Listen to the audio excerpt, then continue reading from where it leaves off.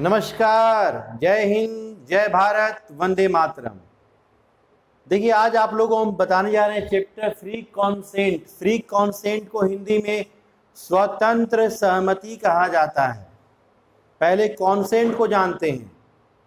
Consent क्या होता है? हम आपको अगर बोलते हैं कि हमारे साथ आप पिक्चर देखने चलिए, फिल्म देखने चलिए, और आप अपनी मर्जी से हंसी खुशी राजी पूर्वक कहते हैं कि चलेंगे सर हम, ये क्या है? कॉन्सेंट है। तो फ्री कॉन्सेंट पढ़ना है हमको। फ्री कॉन्सेंट क्या होता है? जब कॉन्सेंट बिना किसी दबाव में, मतलब फ्री ऑफ माइंड दिया जाता है। समझ में आया कि नहीं? एकदम खुशी पूर्वक जब कॉन्सेंट दिया जाता है तो उसे बोला जाता है फ्री कॉन्सेंट। फ्री, देखिए, फ्री कॉन्सेंट कब नहीं माना जाता है? When effected by coercion, undue influence, fraud, misrepresentation, mistake। अगर कॉन्सेंट में कोइरिक्शन है, अनड्यू इन्फ्लुएंस है, फ्रॉड है, मिसरिप्रेजेंटेशन है और आपका मिस्टेक है, अगर ये सब कॉन्सेंट में ये सब फैक्टर पाए जाते हैं, देन कॉन्सेंट फ्री नहीं माना जाता। फ्री कॉन्सेंट नहीं माना जाता, स्वतंत्र सहमति नहीं मानी जाती है। फ्री कॉन्सेंट के लिए जरूरी है कि ये सब फैक्टर से वो कॉन्सेंट इस फैक्टर से इफेक्टेड नहीं होने चाहिए। अगर कोई कॉन्सेंट यानी अगर कोई सहमति इन सभी से प्रभावित होती है तो वह स्वतंत्र सहमति नहीं मानी जाएगी। तो सबसे पहले हम पढ़ेंगे कोइरिक्शन का विषय। कोइरिक्शन के विषय में पढ़ेंगे उत्पीड़न। इसको हिंदी में उत्पीड़न कहते हैं। अंडर सेक्शन, पहले सबसे पहले free consent Indian contract act 1872 under section 13 के तहत आता है। इसमें बतलाया गया है फ्री कॉन्सेंट जब इनसे इफेक्टेड नहीं होगा तो भी वो फ्री कॉन्सेंट माना जाएगा। अब सबसे पहले हम बताने जा रहे हैं कोइरिक्शन, उत्पीड़न अंडर सेक्शन 15 के तहत। कोइरिक्शन क्या है, उत्पीड़न क्या है, ये जानिए। किसी को डरा के, धमका कर, मार कर, पीट कर कोई उससे कॉन्सेंट लेते हैं, उससे सहमति हम लेते हैं तो उसे कोइरिक्शन कहते हैं, उत्पीड़न कहते हैं। जैसे इसमें एक केस है रंगनायकम्मा बनाम अलवर सेठी। रंगनायकम्मा बनाम अलवर सेठी का भी, रंगनायकम्मा वर्सेस अलवर सेठी का ये केस इंपॉर्टेंट है। केस में क्या था, ध्यान से सुनिएगा। रंगनायकम्मा एक 13 वर्षीय विधवा स्त्री है। पहले के जमाना में बहुत छोटे उम्र पे ही शादी हो जाता था। तो एक 13 वर्षीय विधवा स्त्री है, 13 वर्ष की एक मतलब औरत है, उसके पति की मृत्यु हो चुकी है। उनके पति बहुत धनी वर्ग के थे, मतलब रिच पर्सन थे। रंगनायकम्मा का जो हस्बैंड थे वो रिच पर्सन थे और उनकी डेथ हो चुकी है। रंगनायकम्मा का उम्र 13 ईयर है, 13 साल, और उसके पति की लाश दरवाजे पे रखी गई है। अब दाह संस्कार की तैयारी हो रही है। इतने में उनके पति का एक रिश्तेदार अलवर सेठी आता है और बोलता है कि तुम हमारे बच्चे को गोद ले लो। वह रंगनायकम्मा को, अलवर सेठी रंगनायकम्मा को बोलता है तुम हमारे बच्चे को गोद ले लो। अगर तुम हमारे बच्चे को गोद नहीं लेगी तो तुम्हारे पति के लाश को दाह संस्कार के लिए नहीं ले जाया जाएगा। यहीं पे तुम्हारा पति का लाश सड़ते रहेगा, उसको हम लोग दाह संस्कार करने के लिए नहीं ले जाएंगे। तो रंगनायकम्मा अपने पति की लाश को दुर्दशा से बचाने के लिए, मतलब डेड बॉडी को, ठीक है, खराब होने के डर से, रंगनायकम्मा कहती है बहुत सारे लोगों के बीच में, 100 लोगों के बीच में बोल देती है कि हाँ हम इस बच्चे को गोद लेंगे। फिर रंगनायकम्मा के पति का दाह संस्कार हो जाता है। अब रंगनायकम्मा कहती है क्या कि हम इस बच्चे को गोद नहीं लेंगे। तो अलवर सेठी केस कर देता है कोर्ट में, मद्रास हाई कोर्ट में केस कर देता है कि ये 100 आदमी को बोली थी, 100 आदमी के बीच में बोली थी कि मेरे बेटे को ये गोद लेगी, अब गोद नहीं ले रही है।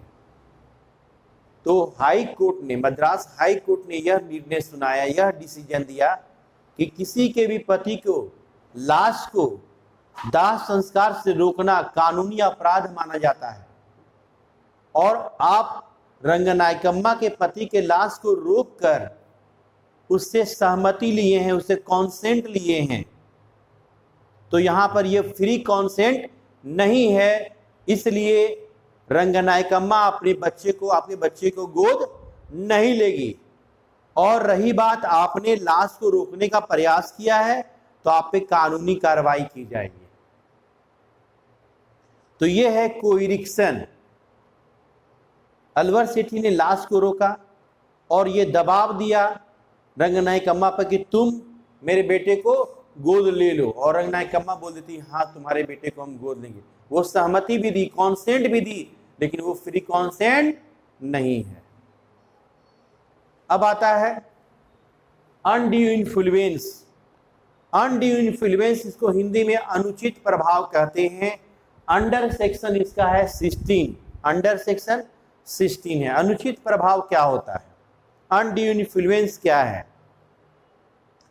अगर दो पार्टीज हैं और दोनों पार्टीज में कुछ गहरा संबंध है, पहले से कोई रिलेशन है, ठीक है, और उस रिलेशन को दुहाई देकर कोई काम करवाया जाता है, देन ये फ्री कॉन्सेंट नहीं माना जाएगा। जैसे इसके संबंध में एक इंपॉर्टेंट केस है मन्नू सिंह बनाम उमादत्त पांडे, मन्नू सिंह वर्सेस उमादत्त पांडे। मन्नू सिंह उमादत्त पांडे एक बाबा जी थे। बाबा जी जैसे निर्मल बाबा, आसाराम बाबू, ये सब जो बाबा होते हैं वो बाबा थे। कौन? मन्नू सिंह बाबा थे, सॉरी मन्नू सिंह नहीं, उमादत्त पांडे बाबा थे। मन्नू सिंह इनका ये चेला थे। मन्नू सिंह इनके प्रवचन को सुनने जाते थे, इनके थॉट को सुनने के लिए जाते थे। कौन? मन्नू सिंह। तो उमादत्त पांडे अपने सभा को संबोधित कर रहे थे और वो बोले कि जो यहाँ पे जितना दान देता है, जो धरती पे जितना दान देता है, स्वर्ग में उसको उतना, उससे 10 गुना उसको लाभ मिलता है, उसको बेनिफिट मिलता है। उमादत्त पांडे अपने सभी अनुयायियों को, अपने सभी सुनने वाले लोगों को बोलते थे, बोले कि जो यहाँ जितना दान करेगा उसको वो मरने के बाद उससे ज्यादा 10 गुना दान ऊपर में स्वर्ग में उसे प्राप्त होगा। तो मन्नू सिंह इस बात को सुने। मन्नू सिंह उमादत्त पांडे के चेला थे। वो बोले कि हम अपना पूरा संपत्ति दान में दे देंगे। मन्नू सिंह बोले। मन्नू सिंह घर गए, अपना सारा बात अपनी वाइफ को बतलाएं। तो उनकी वाइफ बोली आए, मरने के बाद कौन कहाँ जाता है आप कैसे जानते हैं?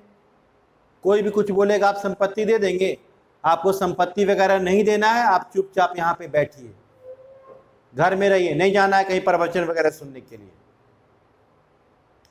उमादत्त पांडे मन्नू सिंह पे केस कर देते हैं कि मन्नू सिंह हजारों लोगों के बीच में बोले थे कि अपनी सारी संपत्ति दान में दे देंगे, अब दान में नहीं दे रहे हैं तो उनको दान देना चाहिए।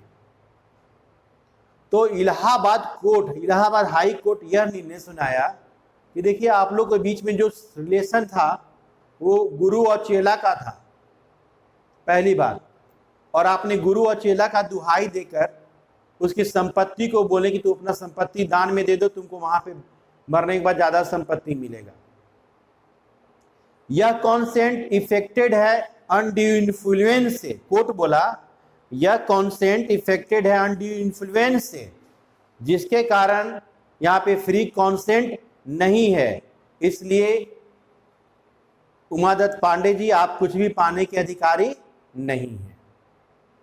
यहाँ पे कॉन्सेंट तो लिया गया था, लेकिन अनुचित प्रभाव से कि सर हम गुरु महाराज को कैसे बोल देंगे, वो बोले दान देने के लिए, हम कैसे बोल दे नहीं दान देंगे। एक नहीं आ जाता है बीच में रिलेशन टाइप वाला चीज कि कैसे हम, मान लीजिए आपको हम बोले कि चलो हमको एक टॉफी खिलाओ, पैसा नहीं है लेकिन सर को कैसे बोले नहीं टॉफी खिलाएंगे, तो ना चाहते हुए बोल रहे हैं ना कि सर हाँ चलिए खिलाएंगे। ये क्या है? ये हम अपने संबंध का गलत फायदा उठा रहे हैं। तो जब संबंध का गलत फायदा उठा जाता है तो उसको बोलते हैं अनुचित प्रभाव, अनड्यू इन्फ्लुएंस बोला जाता है। आगे आता फ्रॉड, कपट, अंडर सेक्शन 17। फ्रॉड यानी कपट या धोखा, जानबूझकर किसी को धोखा देने के उद्देश्य से अगर कोई काम किया जाता है और उसका कॉन्सेंट लिया जाता है, धोखा देकर किसी का कॉन्सेंट लिया जाता है, तो उसको बोला जाता है फ्रॉड बोलते हैं। ये भी फ्री कॉन्सेंट नहीं होता है। जैसे मान लिया जाए किसी के साथ फ्रॉड होता है और बोला जाता है, जैसे मान लिया जाए कोई आप ऑनलाइन कुछ सामान खरीद रहे हैं तो उसमें दिखाया गया बहुत बढ़िया आपको चीज़ सामान दिखाया गया, लेकिन जब आपके घर में आया तो सामान सही नहीं था। तो यहाँ पर क्या कि आपको दिखाया कुछ और दे रहा है कुछ और, तो ये फ्रॉड है। तो फ्रॉड जब होता है, फ्रॉड में अगर फ्रॉड करके किसी का कॉन्सेंट लिया जाता है, मतलब किसी को धोखा देकर उसकी सहमति ली जाती है, तो ये फ्री कॉन्सेंट नहीं है। आगे मिसप्रेजेंटेशन, मिथ्या वर्णन, अंडर सेक्शन 18। मिथ्या वर्णन जिसको मिसप्रेजेंटेशन कहते हैं, किसी भी चीज को, किसी भी बात को बढ़ा चढ़ा के बोलना मिथ्या वर्णन होता है। जैसे आप हमारे यहाँ मेरा गाय को खरीदने के लिए आए, मेरी गाय को आप खरीदने के लिए आए, मेरी गाय 5 किलो दूध देती है, 5 किलो दूध देती है मेरी गाय, लेकिन हम बोले मेरी गाय तो 10 किलो दूध दे रही है, 1 नंबर दूध देती है मेरी गाय। मतलब दे रही है 5 किलो, बढ़ा बता के हम बता रहे हैं कि हम बढ़ा के बता रहे हैं कि 8 किलो 10 किलो दूध देती है मेरी गाय। तो किसी भी चीज को बढ़ा, और हम बढ़ा चढ़ा के बता दिए कि हाँ 10 किलो मेरी गाय दूध देती है, और अगला आदमी का हम कॉन्सेंट ले लिए, मेरा गाय खरीदने के लिए तैयार हो गया। तो यहाँ पे क्या है, कॉन्सेंट तो लिए नहीं, consent affected by misrepresentation, then this consent is not free consent. तो ये फ्री कॉन्सेंट नहीं है, स्वतंत्र सहमति इसमें नहीं है। अब आगे आता है मिस्टेक, गलती किसी से भी हो सकता है, गलती किसी से भी हो सकता है। तो गलती अगर गलती है, गलती से किसी का कॉन्सेंट लिया गया है, तो ये भी फ्री कॉन्सेंट नहीं माना जाता है। तो स्वतंत्र सहमति तब मानी जाएगी जब ये पांचों से इफेक्टेड वो कॉन्सेंट ना हो। When consent affected by following factor, then not free consent। अगर ये सभी बातों से प्रभावित होता है सहमति, तो उसे स्वतंत्र सहमति नहीं मानी जाती है। बहुत इंपॉर्टेंट क्वेश्चन है, इसको कर लीजिएगा, एग्जामिनेशन में पूछा जाता है। मिलते हैं ब्रेक के बाद।